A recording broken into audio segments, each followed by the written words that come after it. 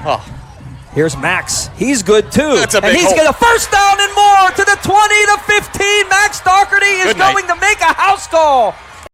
Westmoreland on the Gridiron continues. Dan Flickinger now back with you. Want to thank Scott Breyer of the Bell Vernon area Leopards for talking some Leopard football with us here tonight. Now it's time to transition to some Trojan football as we congratulate our Week 7 Westmoreland Sports Network Player of the Week. He is Max Doherty of the Derry Trojans. He rushed for 125 yards and 4 touchdowns in Derry's big win against Greensburg Salem last Friday. Max, thanks a lot for taking some time out of your very busy schedule and joining us tonight. Yes, sir. Nice to be here. Well, let's jump right into it, Max. How important of a win was it against Greensburg Salem as you guys try to clinch a playoff spot? That was a big one, wasn't it? Oh, yeah. I mean, coming into the week, we knew it needed to happen. I mean, we had a tough game against Elizabeth Ford. I mean, they're a very good team, but we knew we needed the win. I mean, basically no matter what. So the result kind of opened our minds, I think, too, to what we could do in the future. Yeah, no doubt about it. You're trying to improve playoff seeding as well. So if you guys, are able to get some big wins down the stretch here, it could help out with that. You started the game with a huge touchdown pass. Did that help open up the running game for you going to the air on the first play of the game and then, being able to do what you did on the ground? Did that help you? Yeah, for sure. I think it did. I mean, we try to establish the run game and then work the pass in, but to switch it up a little bit and to get that deep threat established early, it kind of kept the thought, I think, in their defense's mind of we need to play the run, but that deep threat is so much of an option for us in that game. I mean, it happened throughout the game. You saw Carson with a lot of receptions, a lot of yards. So it definitely opened up, I think, both because they were playing two tasks. Yeah, Anthony Sacco to Carson Wires to begin the game. And then, of course, that loosens up maybe the defense a little bit. By the way, was that a play that you guys knew you were going to run on the first play of the game in practice? We were just talking about that. Was that something that you had wanted to do right off the bat against Greensburg Salem, or did it just kind of happen that way? No, I mean, we always have it scripted. I mean, Sure. Mylon has a big plan, and we knew what our look was, and we knew what shot we were going to take, and Anthony saw it and threw a nice ball. Yeah, always great to hear about the great offensive mind of Coach Hawks for sure. Take me through the touchdown that put the game away for you guys. I want to talk to you about that. It was only a 1-yard run to make it 43-21, but you had 4 straight carries there, and you really used some extra effort in that sequence to get into the end zone. So kind of take me through that and just how you guys were able to put the game away at that point. Well, we got down, I mean, obviously within the red zone, within the 10, and then I think they basically knew what's coming. You're in short yardage, no matter who it is, basically a run's coming up the middle. Mm-hmm. So they sent a lot of blitzers, and the line picked it up well. I mean, our fullbacks, Aiden Frank, Preston, JP, they picked it up nice. The line picked it up. The third down, this inside backer came through. He hit me hard, but I mean, good play, but just the perseverance from the line to pick it up and then get that final push. Yeah, especially with Aiden Piper, out. I'm sure that was a scary situation. Have you been able to talk to Aiden since then, I'm sure? Oh, yeah. Yeah, he was at practice today. I mean, he came home Saturday morning. Mm-hmm. He showed up to the JV game and everything. But, yeah, I mean, Aspen's stepping up. So he's filling the role. Obviously, it's rough to have him gone, but Aspen's stepping up, and we're just hoping for Aiden to be all right. Yeah, for sure. Now, I want to talk about you a little bit. I heard you worked on a farm all summer, which, and got stronger, and some old school dairy there. I love it. Some old school training in dairy. How did that help you get ready for the year?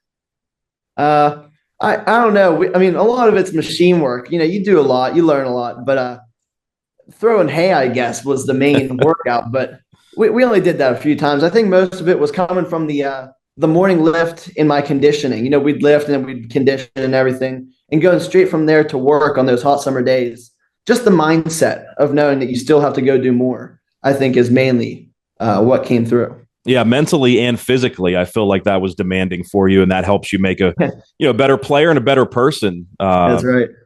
Now, you have a running style, Max. I want to ask you about this. It looks like you're running mad out there. A lot of smiling right now, but when you're on the field, I don't think you're doing that very much. Yeah, not quite. Unless you score a touchdown, of course. And a lot of the times you're falling forward as well. So take us through your mindset when you're running the football. Well, I mean, I'm not the most nimble or shifty there is. You know what I mean? So, I mean, I've been training my speed and my strength a lot actually. Trying to improve different skills in my style. I know I'm not the most to like put my foot in the ground and juke around. So I try to use my specific skills and my style. Kind of work with what's good for me. You have a lot of great runs this year. I know I'm putting you on the spot here, but kind of thinking about it, do you have a favorite, and can you take us through the play, who it was against, that type of thing? Yeah, so week 0 against Flickinger actually I think was my favorite. It was my first touch of the season. we gave them the ball. I think we deferred to the second half. Well, we got a 3-and-out. We forced a punt, and we had like a screenplay.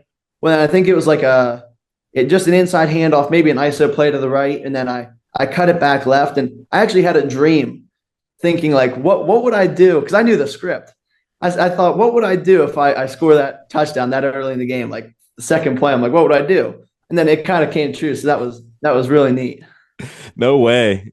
You wonder if that'll ever happen again. That you're like visualizing it while you're sleeping, and then it happens. No, I totally remember going through the thought of like, what would I do? What would I do if I score this early? You know what I mean? That's pretty cool, man. You're also a really good baseball player. I know it's still football season, and a lot of guys will just be like, well, I'm playing football right now, but I have to ask you, is there a sport that you prefer, or do you like them both? No, I don't know. I like them both. I mean, the opinion of which I like better, it kind of changes based on what season I'm in. But this year especially, I've been really looking forward to football. So I think having a season like this, and I'm really enjoying the season at the moment. Yeah, I saw one of your teammates, Kason Long, just committed to Shippensburg University. I know you guys are really primed to have a couple of great seasons this spring, so I'm sure you're excited about it. Oh yeah, he's been asking me to come over, and he wants me to throw a bullpen with him and everything. I told him, I said, hey man, I'm in football mode. Yeah, I'll get there. You have plenty of time to throw bullpens. Trust me. I told him as soon as football is over, I'll be over. But right now, I'm in football mode. Well, speaking of the spring, I want to ask you about your sister, Sophia, who was a great softball player at Derry, and she's now, getting ready for her first year at Carnegie Mellon. Did you guys have like home run derbies growing up, and who would win those?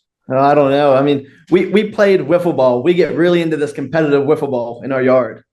We play against our batting cage, like that's our backstop, and then if you hit it over the road, that's the home run. And we have a whole system set up. But I don't know who would win. I mean, I can, if I get a piece of a ball, I can hit it pretty good, but I've seen her hit some moonshots. So yeah, she's hit some nukes too. So yeah. I'm sure I'd love to watch you guys play in the backyard. I'm sure that was so much fun growing up. You probably had some crazy rules like we all did growing up. Like, you know what I mean? Past the tree or over the wires or whatever's a home run, whatever the case may be. So yeah, that's a lot of fun. Going back to football, Max, what is the thing that you love most about playing? Oh, I love the intensity of it. I mean, there's never any standing around. And then you just have such a great team bond and brotherhood. It really just can't be replicated or matched by any other sport. There's no sport where you go out and you practice all week long and you prep and you get to play one time. And then that setting and the atmosphere is just incredible. And to be there with like your brothers that's my favorite by far. When you're not on the football field or in the classroom, what do you enjoy doing? I don't know. I get outside a lot. A few of the football boys took me out last year for my first time. We went hunting, and then I do a lot of fishing, and obviously I work a good bit. And basically anything outdoors, I get into. How about your favorite sports movie? I don't know. Blindside's good, but I love Cool Runnings. Cool Runnings. Oh, Cool man, Runnings. I love it. We asked so many people their favorite. I don't think anyone's ever said Cool Runnings, but I love that movie. It's awesome, hey. Jamaica has a bobsled team. That's right. I'll have to watch that now that you mentioned it. I haven't seen it for a long time. That's how about your favorite subject in school? I like math. Okay. I like math. Writing's all right, and chemistry's hard, but math I just seem to usually pick it up pretty good. Well, you're a better man than me, Max. That was not my favorite subject, but I'm glad it's yours. If you won $1 million, what would be the first thing that you would buy? I don't know. I'd love to give back to the community, obviously, and help people in need. But if I had to choose one thing, it'd probably be a zero turn. Now, what is a zero turn for anyone? Like one of those sweet lawnmowers. Yeah. Okay. I like mowing grass, but we have like this, just a riding mower. But Yeah. I've always wanted the zero turn. It's almost like a lifelong dream. All right. I like it. Let's look ahead at Mount Pleasant. You guys play the Vikings this week. Obviously, another big game at home. Kind of what do you see that they like to do? Kind of give us a scouting report from your eyes, and what do you need to do to get a win? Well, they have a very similar offense as us. Mm-hmm. We run a wider fullback set where they run the tight end, obviously, but we see a lot of the same things, a lot of tendencies we can pick up, and film comes into it a lot. We're having a big film session tomorrow as a team, in addition to all the stuff we watch individually, just to solidify our reads and everything. So we have a good game plan. Max, thank you so much for joining us here tonight. Coming from another Derry alum, you're Derry through and through, man. You like hunting, fishing, getting outside. You want a zero-turn mower with $1 million, the first thing you buy. So, hey, and worked on a farm in the summer. So you're a Trojan through and through, and love to see you having success. Good luck on Friday, all right? All right, thanks a lot.